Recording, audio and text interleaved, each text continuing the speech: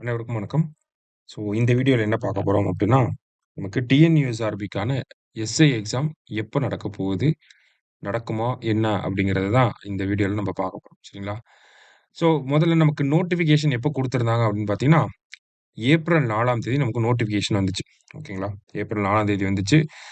மே மாசம் 13ஆம் தேதி வரைக்கும் பார்த்தீங்கன்னா, நமக்கு அப்ளை பண்ணிக்கலாம் அப்படிங்கிறத வந்து சொல்லியிருந்தாங்க.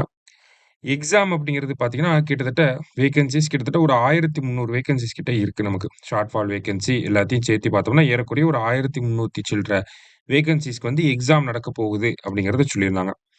நம்ம நோட்டிஃபிகேஷன்லயே பார்த்தோம்னா, ஏப்ரல் 4ஆம் தேதி நோட்டிஃபிகேஷன் வந்துச்சு. ஆனா நோட்டிஃபிகேஷன்லயே எக்ஸாம் டேட் இருக்கா அப்படின்னு பார்த்தீங்கன்னா, இல்ல. ஓகேங்களா? டேட்ஸ் வில் பி அனவுன்ஸ்டு லேட்டர் அப்படின்னு தான் சொல்லியிருந்தாங்க. போத் ஓப்பன் கேண்டிடேட்ஸ்க்கும் சரி, டிபார்ட்மெண்டல் கேண்டிடேட்ஸ்க்கும் சரி, டேட்ஸ வந்து அவங்க மென்ஷன் பண்ணவே கிடையாது. ஓகேவா? அதுக்கப்புறமா என்ன ஆச்சு அப்படின்னு பார்த்தீங்கன்னா, ஒரு பெரிய ஒரு ரூமர் மாரி நமக்கு ஸ்ப்ரெட் ஆச்சு. இந்த மாரி ஜூன் மாசம் எக்ஸாம் இருக்கு அப்படிங்கிறத ஏறக்குறைய எல்லா கேண்டிடேட்ஸுமே அத நம்ம நம்புனோம். இல்லைங்களா? ஜூன் மாசம் வந்து எக்ஸாம் நடந்துரும். ஜூன் கடைசியில வந்து எக்ஸாம் நடக்கப் போகுது. 27, 28 அந்த டேட்ஸ்ல வந்து எக்ஸாம் நடக்கிறதுக்கு நெறைய வாய்ப்புகள் இருக்கு. அப்படிங்கிறத நம்ம பார்த்திருந்தோம். ஆனா, இப்போதைக்கு இருக்கக்கூடிய இன்னைக்கு நிலவரப்படி என்ன சொல்லியிருக்காங்க அப்படின்னு பார்த்தோம்னா, நமக்கு more or less exam postponed ஆகுறதுக்கு தான் அதிகமான வாய்ப்புகள் இருக்கு. ஓகேங்களா? ஒரு 90% பார்த்தீங்கன்னா, நமக்கு எக்ஸாம் இந்த மாசம் நடக்கிறதுக்கு வாய்ப்புகள் சுத்தமா கிடையாது. சரிங்களா? ஆனா, அந்த ப்ராசஸ் அப்படிங்கிறது தொடங்கியிருக்கணும். இன்னும் தொடங்கவே கிடையாது. ஸோ, எக்ஸாம் இந்த மாசம் நடக்கிறதுக்கான வாய்ப்புகள் இல்ல. கண்டிப்பா எக்ஸாம் டேட் அப்படிங்கிறது போஸ்ட்பாண்ட் ஆகுறதுக்கு நெறைய வாய்ப்புகள் இருக்கு. அதுக்கு அஃபிஷியல் கன்ஃபர்மேஷன் 1 ஆர் 2 டேஸ்ல நம்ம எக்ஸ்பெக்ட் பண்ணலாம் அப்படிங்கிறது தான் கரண்ட் அப்டேட்டா இருக்கு நமக்கு. சரிங்களா? ஸோ, எக்ஸாம் அப்படிங்கிறது இந்த மாசம் வருமா அப்படின்னு கேட்டா, ரொம்ப, ரொம்ப, ரொம்ப மிக குறைவான சதவீதத்தில தான் அதுக்கு வாய்ப்புகள் இருக்கு. எக்ஸாம் போஸ்ட்பாண்ட் ஆகுறதுக்கு தான் அதிக வாய்ப்புகள் இருக்கு அப்படிங்கிறத நம்மனால புரிஞ்சுக்க முடியுது. ஓகேங்களா? இந்த ப்ராசஸ் இவங்க என்னலாம் பண்றாங்க? டிஎன்யூஎஸ்ஆர்பி தரப்புல இருந்து என்ன மாரியான நடவடிக்கைகள் எடுத்திருக்காங்க அப்படின்னு பார்க்கிறப்ப, நமக்கு எக்ஸாம் நடக்கிறதுக்கு டேட் இன்னும் கொஞ்சம் மேபி 1 ஆர் 2 மந்த்ஸ் மேபி தள்ளி போறதுக்கான வாய்ப்புகள் தான் இருக்கு. சரிங்களா? அப்ப இது தள்ளி போறனால நமக்கு என்ன ஆகுது அப்படின்னு பார்த்தீங்கன்னா, ஆ இந்த தள்ளி போறது கூட ஒரு வாய்ப்பு தான் நமக்கு.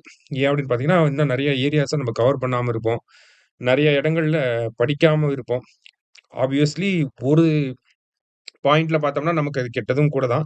பட் ஸ்டில் இன்னும் பிரிப்பேர் பண்ணியே முடிக்காத ஒரு சில கேண்டிடேட்ஸ்லாம் இருப்பாங்க. ஸோ அவங்களுக்கெல்லாம் வந்து இது ஒரு நல்ல ஆப்பர்ச்சுனிட்டி. ஓகேங்களா? திருப்பி கவர் பண்ணாதது எல்லாத்தையுமே ஒரு 2 டைம், 3 டைம் நல்லா ரிவைஸ் பண்ணி, சூப்பரா நம்ப அப்பியர் ஆக முடியும் ரிட்டன் எக்ஸாம்க்கு. சரிங்களா? ஸோ அதனால எக்ஸாம் இப்ப நடக்குதா? அடுத்த மாசம் நடக்குதா? அந்த ஒரு திங்கிங்குள்ள போகவே வேண்டாம். எக்ஸாம்ங்கிறது கண்டிப்பா ஒரு நாள் வரதான் போகுது. சரிங்களா? அதுக்கு நம்ப எந்த அளவுல பிரிப்பேர் பண்ணியிருக்கோம் அப்படிங்கிறது தான் நமக்கு எக்ஸாம பத்தி யோசிக்கணும். சரிங்களா? நம்ம பிரிப்பரேஷன் அப்படிங்கிறத 100% குடுத்துட்டே இருக்கணும். எக்ஸாம் வருதோ, இப்போ வருதோ, அடுத்த மாசம் வருதோ வந்துட்டு போகுது. ஆனா நம்மளோட பிரிப்பரேஷன் அப்படிங்கிறத 100% வச்சுக்கணும்.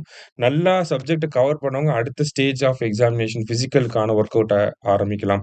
ஸோ, நமக்கு எக்ஸாம் வர்றப்போ வரட்டும். நீங்க கண்டிப்பா உட்கார்ந்து படிக்கிறத படிச்சுட்டே இருங்க. ரிவிஷன் விடுறத ரிவிஷன் விட்டுட்டே இருங்க. எக்ஸாம பொறுத்தவரைக்கும் பார்த்தீங்கன்னா, இந்த மாசம் நடக்குங்கிறது சொல்லியிருந்தாங்க. பட் ஸ்டில் மோஸ்ட்லி பார்த்தீங்கன்னா, நமக்கு எக்ஸாம் தள்ளி போறதுக்கான வாய்ப்புகள் தான் அதிகமாவே இருக்கு. சரியா?